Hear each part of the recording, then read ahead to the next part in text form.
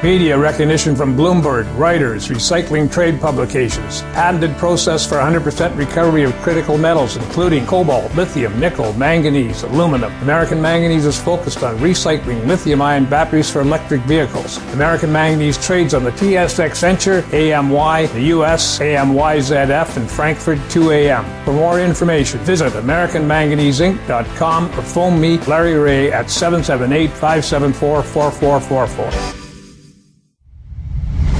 You're listening to HowStreet.com radio, available online at TalkDigitalNetwork.com. Welcome to HowStreet.com radio, the online source for market opinions. Here is Jim Goddard. My guest is market historian Bob Hoye. He's the chief investment strategist for ChartsandMarkets.com. He's speaking to us from Vancouver. Welcome back to the show, Bob. Hi, Jim. Yep, it's always Friday, and I always enjoy being on with you and our listeners. So here we go. And we have a number of questions from listeners. Our first one is from Andrew. He writes us, it appears in Canada, Trudeau has lost control of the narrative. Will the government in Canada cave and end all restrictions like we're seeing some other countries due to the truckers' protest? It seems to me that Trudeau, like other globalist puppets, want to cling to the narrative that the vaccines ended the so-called pandemic at a time of their choosing rather than to allow the perception that the people rebelling against undue oppression resolved the situation. Yeah, Andrew, thanks for the question. Politics are very much in the forefront these days, mainly because for a long time, the leftists who have gained control of a whole lot of the apparatus of society are absolutely insistent on intruding in your life. The line I've used is that in-your-face government and in your wallet bureaucrats is becoming too much, and people are getting fed up with it. And I had thought that the political reform in Canada would be very slow to come, and it would be after more reform was seen in the States. But this is an explosive move that is absolutely incredible, and with the truckers. Now, the point is that most of the signs you see on the trucks are freedom. The BBC described it as the freedom convoy. And those who are holding signs on the edge of the road, ordinary people, have got signs up. Most of them say freedom. So while the focus seems to be about COVID and vaccinations and stuff, I think it's essentially about too much government, and it's been fascinating to watch. Thanks for the question. Our next question is, are the large swings in price of the big cap stocks such as Facebook and Amazon a sign of credit contracting or contracting? Yeah, I like the question, but what I think was that it's more a sign of speculative exhaustion, which then would precede a credit contraction. So when you get a big cap stock like Facebook, and I'm still going to call it Facebook. The other thing is ridiculous because the stock symbol is still FB. When you get a big cap stock like that selling off 25% overnight, I mean, this is extraordinary. So a lot of the bids would have been leveraged, and then when it goes against you, bang, you got to get out. So I take it as ending action prior to a very widespread credit contraction. So, but it's a good question to be working on. So, yep, good. We have a question from our good friend Willem Grooters in the Netherlands. What's going on with U.S. T-bond markets? I would assume that with this turmoil going on in the stock markets, T-bond yields would start falling and the yield curve reversing back to steepening. But the opposite has happened in the last few weeks. Yields rose and the yield curve continued to flatten. Are the markets still mired in cheerful optimism that this fall in the markets is a temporary setback, or are the developments in the T-bond market the first sign of a structural shift in the T-bond markets? I.e., did the U.S. enter a secular bear market in T-bonds? Did we witness the end of 40-plus years of falling interest rates and the beginning of a long period of rising U.S. interest rates? Regards from Europe, your friend Willem. Yeah, well, good set of observations here. Yeah, it's going to be complicated out there. I think right up front we're going to say that the long U.S. bond, the bond future, is getting set up for a pretty good rally, and that was what everybody's been calling the safe haven rally.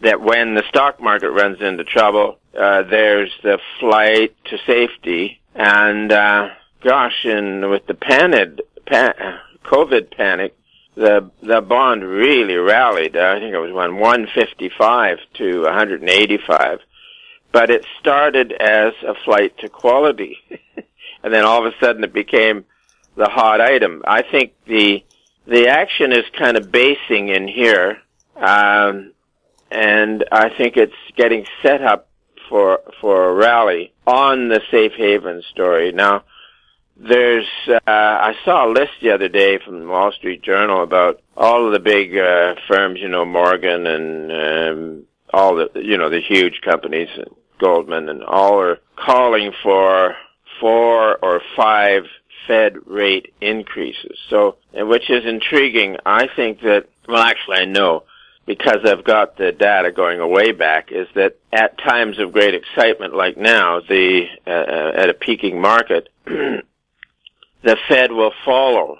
what's going on in the Treasury bill market, which trades every second all day long. And that's market rates of interest, and what the Fed does with its Fed funds rate, or used to be the discount rate, that's the administered rate. So what is going on here is that as a boom ends, short rates go up, and such as market rates, such as T-bills, and then the Fed has to follow and raise rates. So this is now what's happening. Pretty frantic boom out there, and lots of concerns about inflation. So the T-bill rate has gone from next to nothing to something a little more.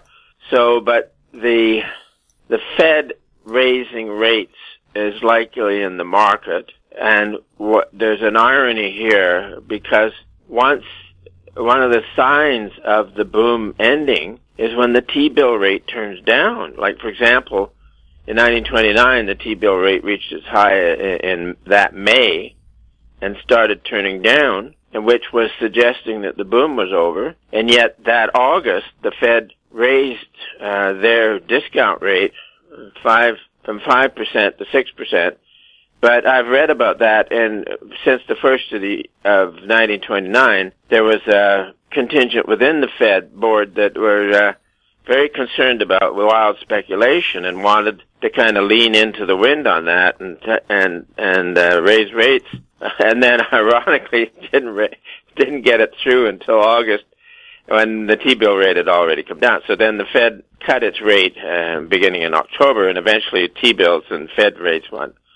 Well, the T-bills went to zero, and the Fed rate went down. So the point is that there's complications in the interest rate market, and as you mentioned, the curve now is flattening. Now, the curve has been pretty boring for most of the last year, but recently it started to move on this flattening trend, and that's where,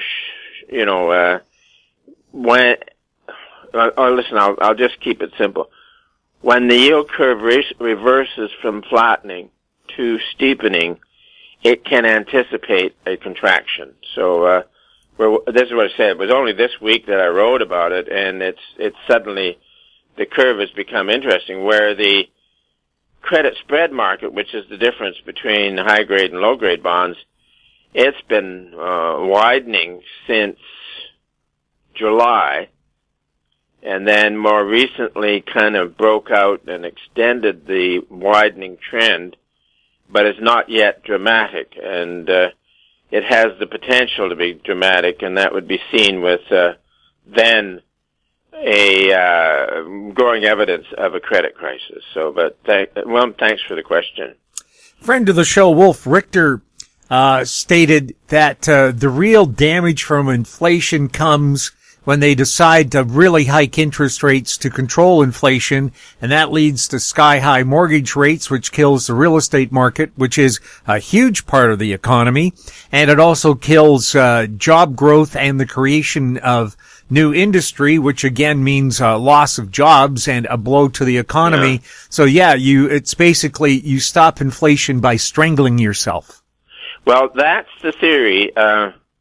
In actuality, like an example, in 1980, you had a huge commodity boom, and you had soaring inflation up to 14 or 15%, and the long Treasury bond yield got up to 14%, and then it reversed. And then, of course, they had to champion Volcker as being the agent of then, and the narrative was that he raised interest rates and that ended inflation. But no, it was a huge global commodity boom, and it completed, and then it went down, and then interest rates could go down. Now, if at the time and a few times since, I've looked at the growth of M2 money supply through the period, and there was no setback.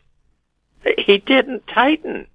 Interest rates went up with inflation, and when commodities crashed, interest rates went down. It's that simple. And the same thing happened in 1920, when a global mania boom in commodities blew out and then crashed. And then that, of course, sets up the new era of financial speculation. But this is when, actually, the final question from Willem was that, is this the beginning of a long period of rising U.S. interest rates? And I would say yes, but we want to be selective on that. It's going to be low-grade, junk bonds, and it's going to be corporate bonds that may be investment-grade turning into junk, and that's typical of a credit contraction. So you can have T-bills going down and most every other yield going up. Now, in 1931, the credit contraction became so severe with junk bonds just going to nothing that the yield for the long Treasury did increase from 3% to 4%. So within that deflationary period, you did have a brief rise in long Treasury rates, but it was part of a huge crisis in all other classes of bonds. All the lower grade stuff just went, just became hopeless. So this is where one has to be quite refined in looking at the interest rate picture. So our view is that once this rush about inflation ends, which might take a month or so yet, and then the T-bill rate will go down, and the junk bond rates will continue to rise. And if it gets really bad, you could have a rise in Treasury rates. But in the meantime, I think the T-bond is getting set up for a half-decent rally. So it's always very interesting. And Bob, of course, here we have the Fed, of course, will claim it was its higher interest rate policy that slowed inflation down in the late 70s, early 80s. Yeah. Whereas I've heard from free market people, the cure for high prices? High prices. There's only one cure for higher prices, and that's higher prices, which brings more of the product that's in short supply. You get increase in capacity and production, and then the high price then slows down consumption or turns people to other products. Like you might go from copper to aluminum or the other way around. Yeah, this is what a free market economy uses price to provide instruction to both consumers and producers. And the price market is a very sophisticated communications tool. It's absolutely incredible. I think the world is about to get a very serious instruction on the powers of central bankers. Now, Bob Hoye is going to have a special offer for our listeners, but just hold on. We'll have details at the end of the show, so we'll be back right after this. Don't miss out. Stay informed. Receive the HowStreet.com weekly recap with thought-provoking podcasts, radio, and articles delivered to your inbox. Sign up for the HowStreet.com weekly recap on our homepage at HowStreet.com. Welcome back. We're speaking with Bob Hoye. Bob, the headlines that caught your interest today: PayPal pukes, Google gallops, crypto croaks, dollar dumps. What's behind those headlines? That's a good headline writer with a play on words like that, which really summed it up. You know, there's been some very volatile moves in here, like we talked earlier about Facebook getting a 25%. Oh, I know a line for that one. That's like watching somebody get a haircut with a chainsaw with the crash in Facebook. So more like a vasectomy, Bob. Fascinating world out there, but I do like that guy who crafted that headline. That's outstanding stuff. Mm-hmm. Yeah, Facebook 25% down. Now, do you have any analysis there, or is this just a case of it was so overpriced it was due? Well, obviously many positions in the stock were highly leveraged, and bang, you got to get out. And there were very few bids on the way down, so maybe on the way up, the final surge, as often happens, your professional short might have been a little early and got squeezed. So he then had the cover, which puts the price up and takes bids out of the market. Whereas if you, it's almost impossible to do, is to get your shorts on at the right time. And then the beauty of short positions is that sometime in the future, on a lower market, you've got bids there that wouldn't be there otherwise. But when you squeeze all the shorts out at the top, then there are no bids there on the way down. So, it's just the way it works.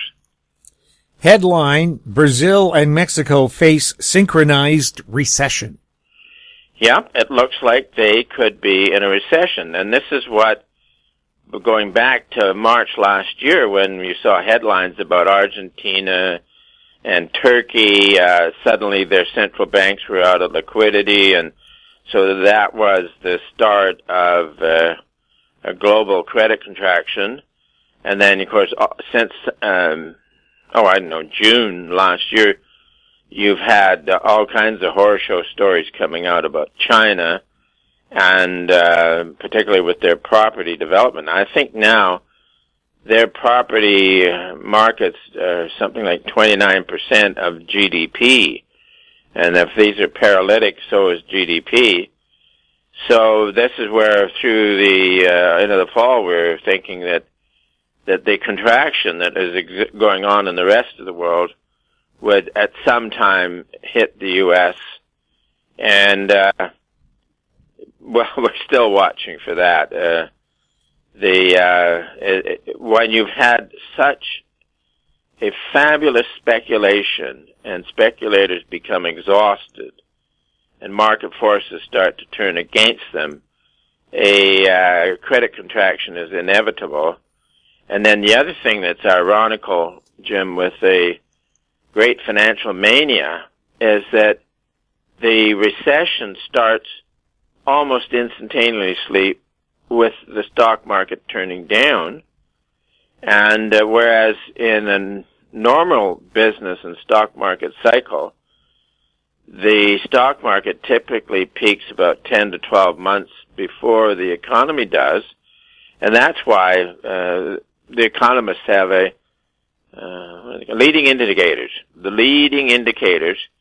and it includes the S&P. But they don't understand that when you're in a great financial mania, the stock market doesn't lead. It's coincidental with the fall in the economy. So even 2007, which was a great bull market, but with so much of the economy being dominated by financial action, it turned down very quickly. So you had the S&P make its high in the middle of that October, and then the NBER decided that the recession started that December, so close enough. And then also for 1929, the stock market peaked in early September, and then afterwards the NBER determined that the recession started that August. And then going back, believe it or not, to 1873, that National Bureau of Economic Research did recreate the business cycle back there. And in 1873 bubble, the action peaked in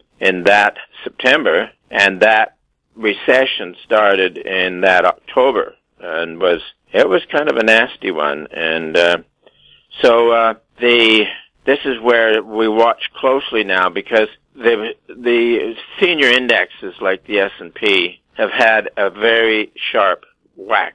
So it all hinges upon how far the technical rebound gets. And if it doesn't go to new highs, the bull market is over. That's the way we're looking at it. And let's give it to maybe March, April to see how high the stock market goes. And we're monitoring it closely. But as we say, it's a precarious market out there in most anything you look at. Headline, Army of Faceless Suits taking over the $4 trillion hedge fund business. Yeah, I read the article, but somehow the being in hedge fund is a very popular place to be. But I had thought that hitherto all the faceless suits were working for the Federal Reserve System. But who knows what damage they can do in the hedge fund business. It would be fascinating to see how it all turns out. Well, one face we do know is Anthony Scaramucci. He manages a $13 billion hedge fund. He's been on the show before. Very sharp man. Yep. Yes. No, there are exceptions in every facet of the market. Yeah. But I just love the headline of faceless suits. Nowadays, it's faceless robots. The bots are doing all the trading, and the guys are just collecting the paychecks. Another headline, we're not going to see 2% inflation again for a long time.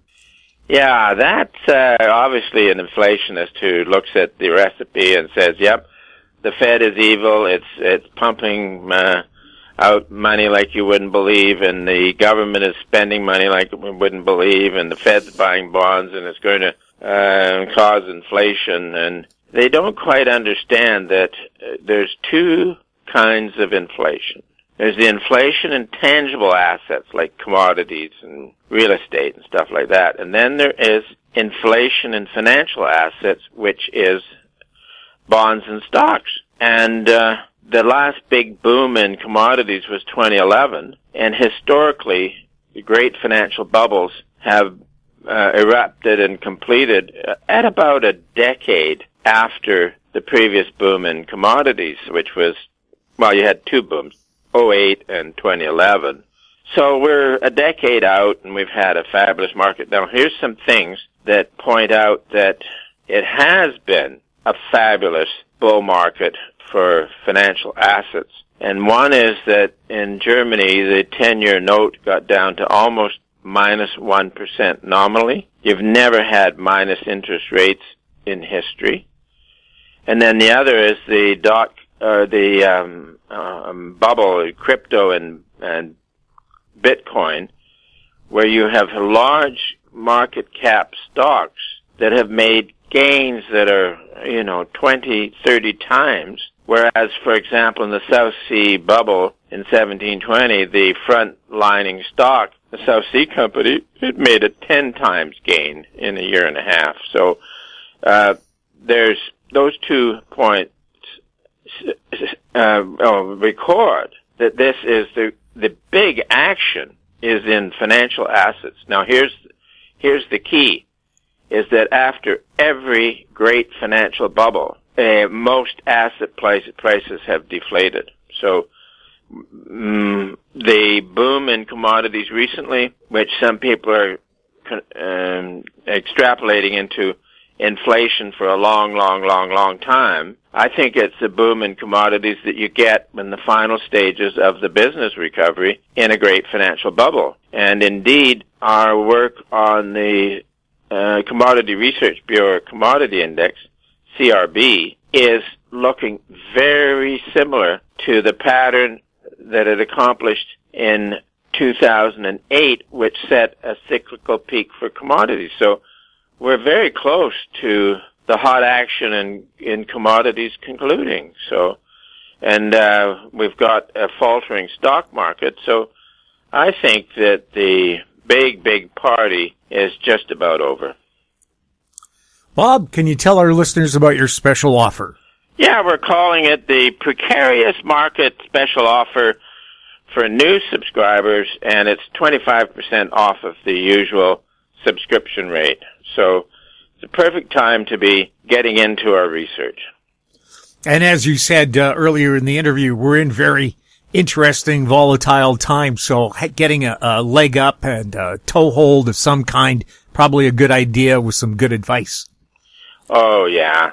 Yeah, I think the only we have found for decades that our historical work combined with absolutely outstanding technical research works pretty reliably. We don't get them all, but we get most of them, so that's the main thing. Yes, and the team of Ross Clark and Bob Hoye, you've got, about 120 years of experience there? You know, sometimes I feel like I'm 120 years old, but afraid not. So. Well, I don't know. You're in your 80s, Ross in his 70s, or late 60s. Well, Jim, I got a little amusement for you. I thought to myself that I've been practicing walking like an old man. No. So just in case I do become old, I'm going to look good at walking.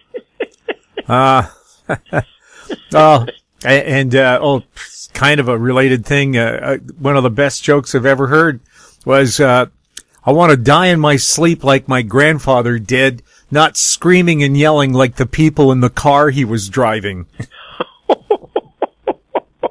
Oh, that's vicious. Bob, thank you so much for chatting with us. Okay, Jim, we'll look forward to next week.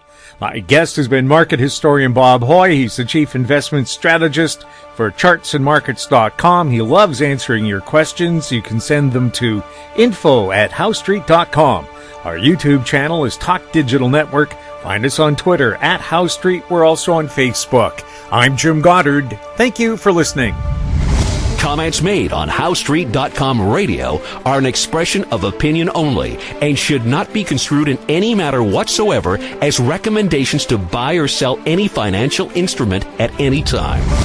Available online at TalkDigitalNetwork.com. HowStreet.com radio is a production of HowStreet Media Incorporated.